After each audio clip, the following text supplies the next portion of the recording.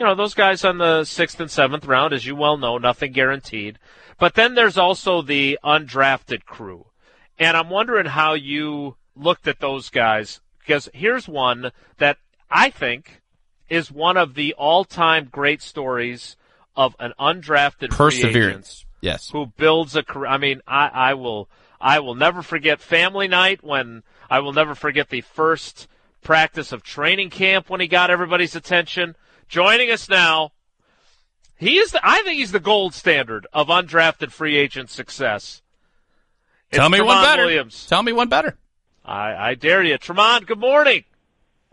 Good morning, man. How you guys doing? Good. We are good.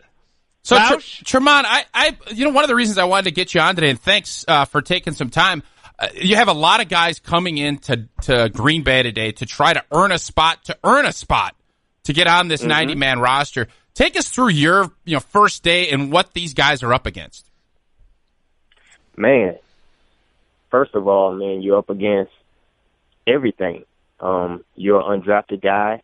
Some guys are here for a tryout. You have some guys who are signed already. So now you just got to, as an undrafted guy, you have to really create opportunity.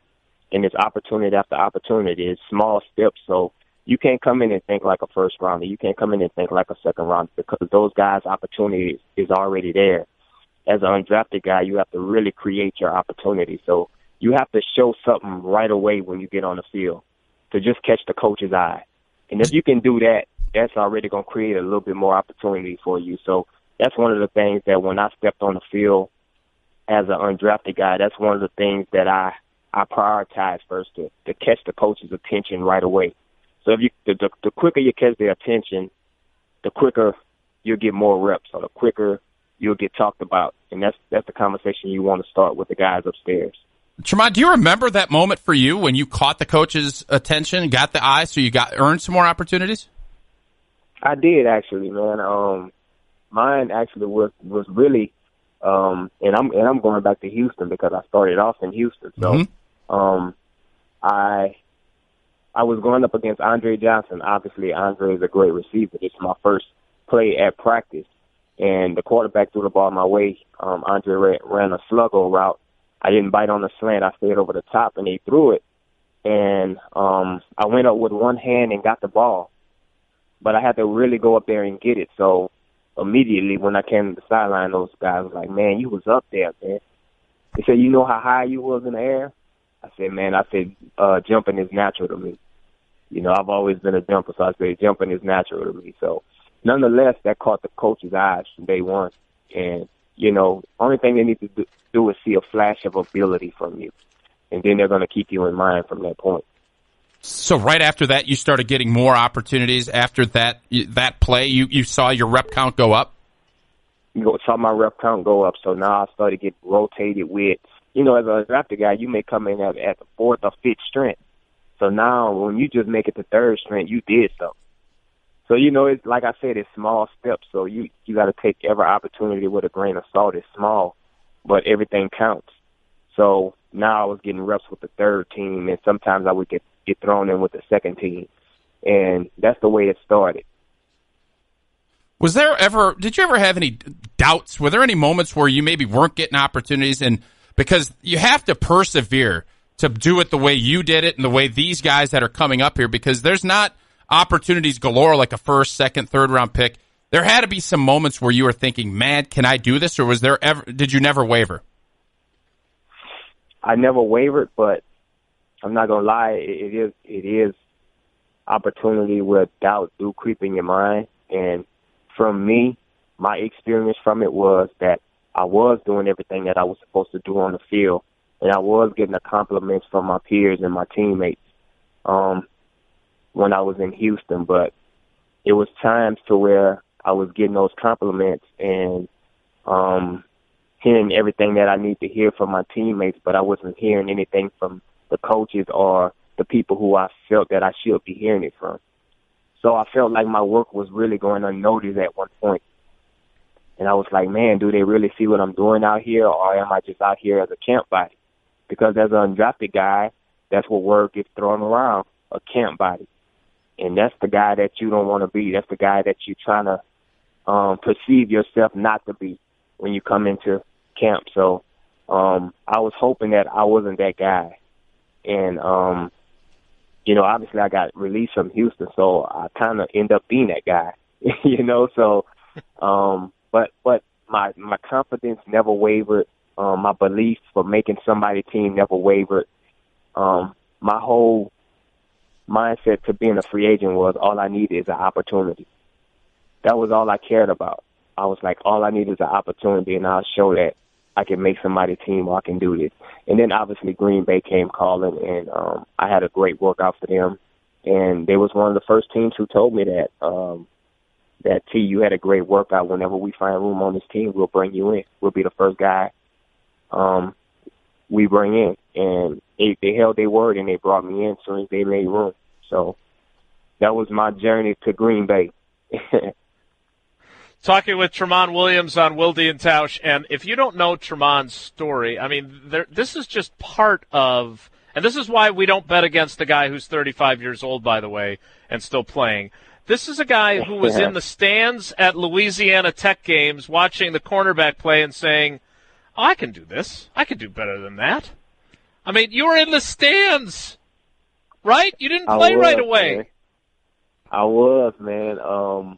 I can remember it like yesterday. I was in the stands. I think it was homecoming game. We was playing Boise State, and it was a shootout. I mean, guys, I think the score was 50-something to 50-something. So it was scoring. It was no defense being played. So I was like, man, I can go out there and do that. Like, that can't be that hard, letting guys score 50-something points a game. So, I decided for spring to go out and talk to the coaches and let them know that I want to come walk on. And I knew that it was a possibility that I would walk on, but I wasn't sure. My first mindset was going to school. Me and my best friend had the ambition to go in and be engineers. So it was like, we're going to go in, we're going to get these engineering degrees, and we're going to take the world by storm. That was the plan right there, Tyler. But at the end of the day, I was like, man, football was in my heart. I went out to one game, and, the love for the game just kind of came back in, and I was like, man, I got to go out there and give it a shot at least. What kind of engineering were you going to do to take over the world? Engineering, man, that down in Texas, that's where it's all in the oil field. Engineering, we was going to take over the world. That was the plan, Tyler. I think your plan's probably worked out okay, doing it this way. That is so funny that because you can imagine now, I'm sure if you give up a play when you were either in Cleveland or in Green Bay, you probably have fans saying, man, I could go out and do that better than you. You actually did go out and do it. I did, man. And when you say those things, you don't know where your journey is going to take you, but all you got to do is have the belief and the opportunity. And one thing that I always had was I had belief in myself.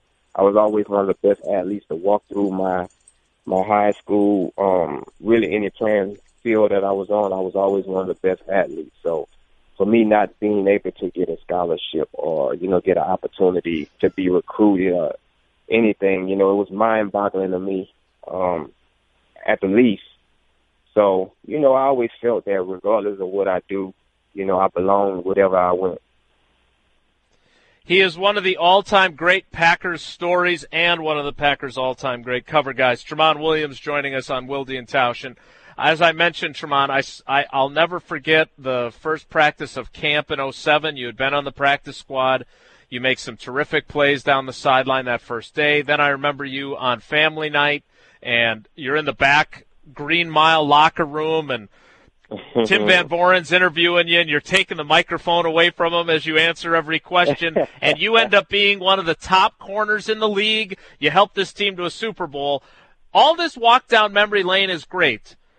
But you're on the team now again. We need to talk about today. Here you are 3 years later, and you're back on the roster at age 35. What do you have left? And as I said, you are not someone anybody should be betting against, but how ready are you to come in and not only be a mentor to the two top draft picks at your position, but also play at a high level? Oh, man, I'm ready. Obviously, this is a special place. Green Bay is a special place to play football. I've had the opportunity to go to other places, and it's not even close. and I'm pretty sure you know this already, Taj, but it's not even close, man. But to go to those different places and to learn some of the things that I have, obviously here in Green Bay is stable. It's one of the places that you really want to be for the rest of your career. Unfortunately, in this game, those things don't typically happen that way. So for me to be here right now, back in Green Bay, like, truthfully, it's like a dream come true, because I didn't know if it was going to happen or not. But, you know, everyone wants to retire or, you know, in a perfect scenario. And, you know, me being back here in Green Bay is that perfect scenario. Now that I'm back again, it's kind of a different situation now, because like you said, now I am the older guy in the room. And I have all of these young guys, you know, the two draft picks who they brought in, plus the guys who they brought in last year and the years before then. So, I mean, it's a lot of young guys here. But over my past 2 or 3 years when I was gone, I had the opportunity to see the good, the bad, and the ugly. You know, the good was when I was here. You know, I went to Cleveland and Arizona since then, and, you know, I got a chance to, you know, see how different organizations work. And not all of them work as good as this one, you know, so you get an opportunity to see all of those things. If you learn from all of those things, and in the process of winning or losing games, you know, you just learn to take everything with a grain of salt, and you learn to appreciate everything that comes with this game. You know, you're not always going to be on the winning team. You're not always going to be on the losing team. But one thing you can do is you can control, you know, your attitude, you know, whether you're winning or losing. And I feel that I've learned a lot over those last years to come here and lead these guys. You know, these guys are already gravitating to me already. So, I mean, we're having a great off season within these first 2 or 3 weeks. So, I mean, I'm excited. Truthfully, I'm excited to teach these young guys what I know. And I'm one of those older guys to where I feel like I'm still young. So those young guys going to come in, and I'm still going to try to learn from them also. So it's going to be vice versa. You know, I'm never too old to learn new things. So, you know, I'm always trying to learn something new. Talking with Tramon Williams, Packers cornerback. Now, Tramon, I just got done telling what a great story you are and how much, you know, I've loved covering you, and we've gotten to have a good relationship. So now I'm going to offend you. My argument that Tausch and I had earlier in the week, and this is not meant as a slight to you, but that the biggest offseason acquisition by the Green Bay Packers is Mike Pettin. Now, that's not that you're not a big offseason acquisition, but I'm saying Mike Pettin. He's got Pettin playing the slot. Yeah, he's got Pettin playing the slot on third down. You played for him. You tell us. Man, Mike, really big addition. You know, obviously I think a new scheme and look to this defense is what we really needed. And to bring Mike in, a guy whose defenses who have performed at a high level pretty much everywhere he's went, you know, from the Jets to Baltimore, even in Cleveland. You know, we had really great defenses, all the places he went. So to bring him here, I think Mike's defense is modern day. You know, I was here, you know, in an era, you know, when Dom first came in, and when Dom first came in, Dom's defense was modern era. And, you know, obviously the league caught up to it. It was one of those things to where the league catch up to it and you have to make certain adjustments. And over the years, you know, those adjustments wasn't made. Now you have, you know, a whole new offense. Quarterbacks are better. It's a passing league. Things have to change, and you have to make adjustments. And I think Mike has that mindset of knowing how to get to quarterbacks and knowing how to attack protections and these different things with keeping it simple. You know, and this, you know, when I saw that hiring, I was like, man, I said, this can be my way back.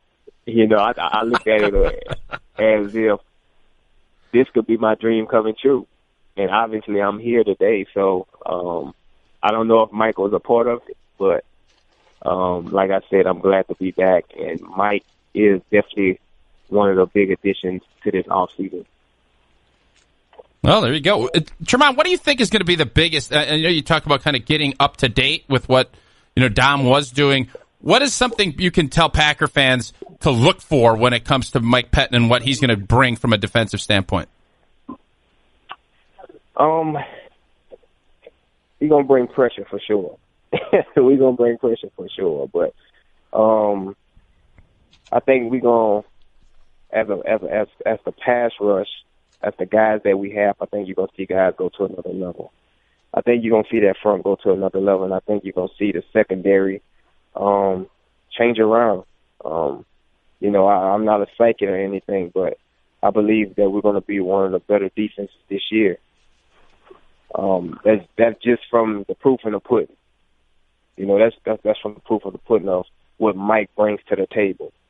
I think that we're going to be a better secondary this year. I think that we're going to be a better all-around defense this year. And I guess we're just going to have to wait to see at the end of the day. But my gut feeling telling me that we're going to be there and we're going to be ready to compete for a championship when it's all said and done. Tramon, before we let you go, what would you tell these young guys coming in, and then especially the first two draft picks that are coming to your room, the secondary room? What are the biggest things that you're going to kind of instill to them about how to have a long, successful career? Oh man, just get under the wing of veteran players, taking care of your body, all the little things that we talk about. Have the right attitude at practice, come to work each and every day, and obviously every day is not going to be a great day. It's just going to have to be some of them days that you have to push through. But the main thing is I always feel that smart guys last in this league. And if you're not smart, the chances is you'll probably do a little time, but you're not going to do enough time. So I think the smart guys last in this league, and the best thing I can tell those guys is get under veteran presence and learn everything that you can from them, add it to your game, and continue to come to work with the right attitude every day and come to work. Well, Tramon, it's great to have you back. Those young guys will learn a lot from you. I know there's a few beat writers that are excited to have you back and have you available to make our stories better. I wish I would have known you were returning. I wouldn't have sent you your Tom Mulhern Award. I would have just waited and delivered it in person from 2014. For real. Tramon, are you gonna bring the fashion sense up to the young guys like Charles Woodson did with you and Al and everybody else? Oh man, y'all just watch it, man. I'm gonna have to send y'all pictures every week, man, because I'm gonna have these guys ring. Oh man, well thanks a lot for your time, Tramon, and best of luck. Great to have you back, Tramon. Man. Appreciate y'all for having me. Thank you. That is Tramon Williams, Packers cornerback. He is back after 3 seasons, 2 in Cleveland, 1 in Arizona.